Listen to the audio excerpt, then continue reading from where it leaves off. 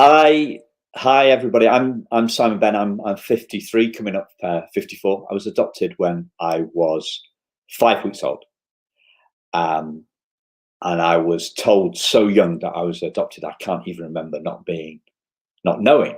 I can't remember being told, but I've got a very good idea of how I was told. So, um, as a kid, in my bookshelf, there's a book about a couple that got together, got married, got a house, and got a dog and a cat, and they still didn't think that their family was complete, so they adopted a child.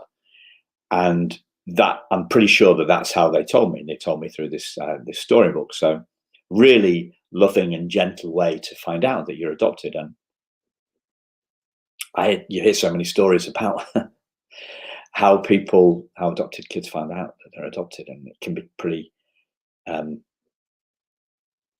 pretty hard going for some. I was told in such a lovely way. I just think that kind of reflects the love that my mum and dad had for me, the way they told me.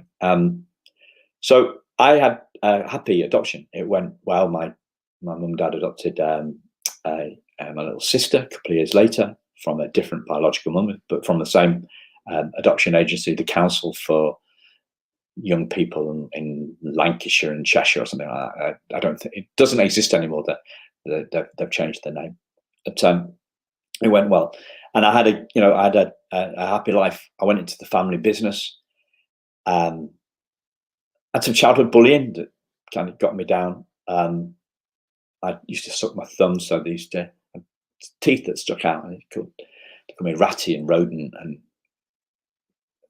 yeah, horrible names. So that's a bit upsetting, and some ups and downs with girlfriends as a teenager in the 20s, as everybody has. Yeah, nothing to do with being adopted. I went into family business, and the family business was a big focus in our family, and it was an emotional roller coaster, really. So it was really ingrained in me, was this family business. So at the age of 8, I was trying to hire people at school for when I took over my dad's business. So there was no, when I went into the business and took it over, it became really important to me, perhaps too important. There's no separation. My whole mood and my self-esteem, my whole self-worth was wrapped up in the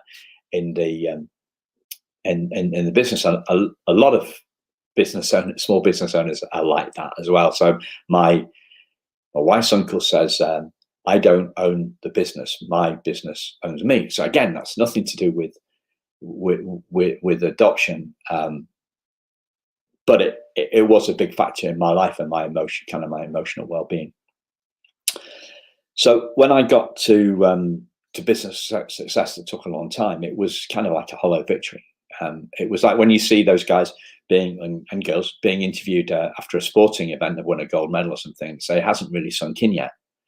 And that's because, in my opinion, the expectation is better than the actual event. I heard Johnny Wilkinson, who kicked us to the English team to victory in 2003 in the Rugby World Cup, saying his elation lasted 4 seconds after winning the World Cup. So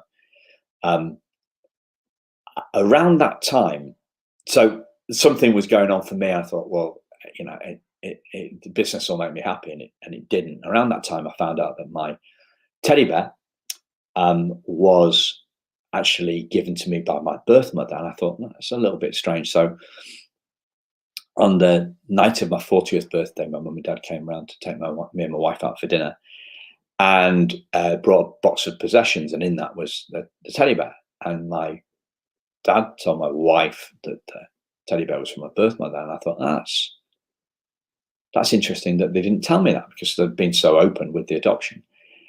And I didn't really think much of it. But then a couple of weeks later, I was telling the story to somebody, and I had this massive eruption of anger. My birth mother didn't love me enough to keep me, and she gives me some consolation prize. And there's a lot of swearing involved in this eruption. And the lady I was talking to said, well, I'm a mum myself, Simon, and I don't really think it was like that. But the eruption dropped. The volcano stopped erupting, but there was still a little bit of magma dripping out of the top of the volcano, if I'm going to stretch the metaphor. There was this seed sowed that I wasn't good enough, that I wasn't loved, and so I got into kind of personal development stuff and consciousness to deal with that, and I came through that, and I felt an awful lot better in myself, and life went on. I got out of the business, set up a business to help other people and to coach other people, and to share what I'd learned, really.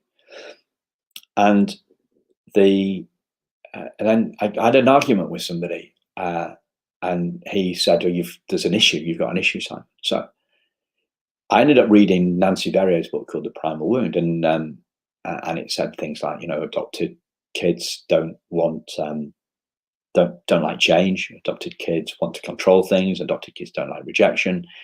And I thought, this explains everything. And it did explain everything, or it seemed to. But then I realized it took me a couple of years, actually, because I was still looking at the consciousness. And I realized that these beliefs, the belief that I was primarily wounded, was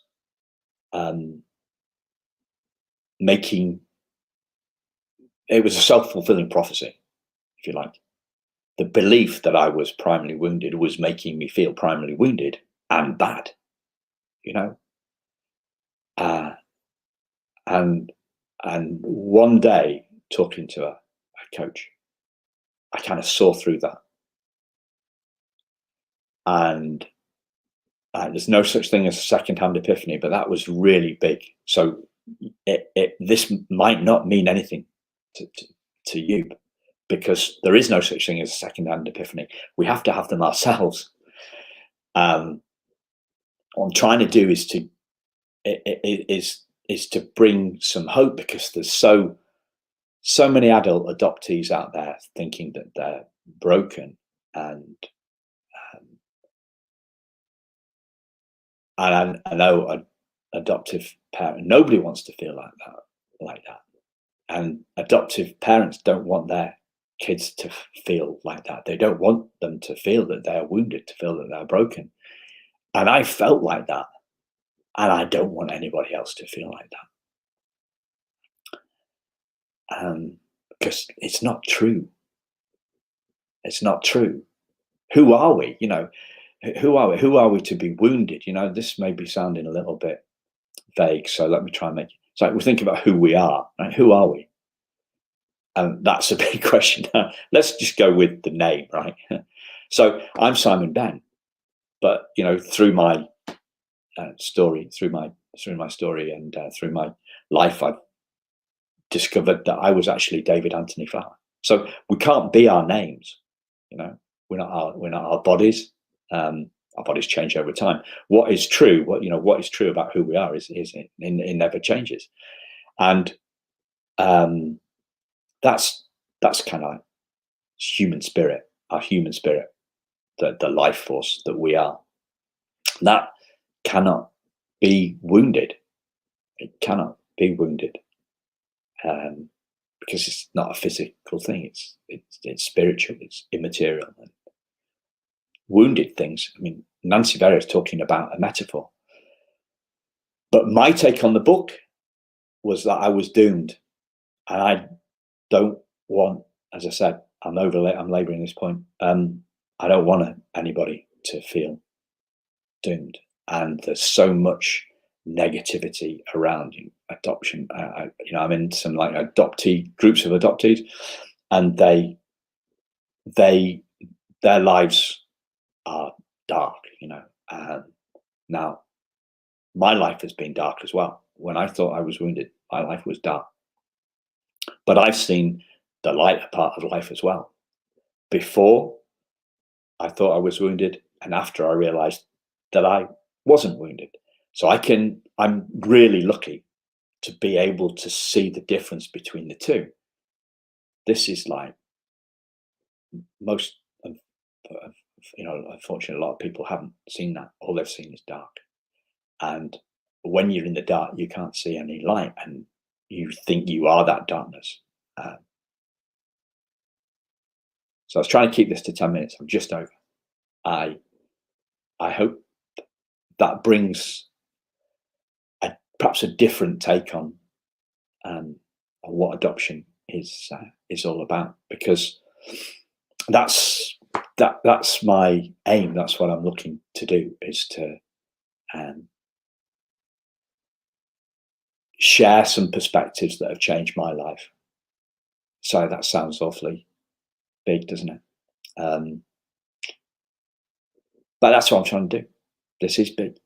This is big. Thanks a lot. See you soon. Bye-bye.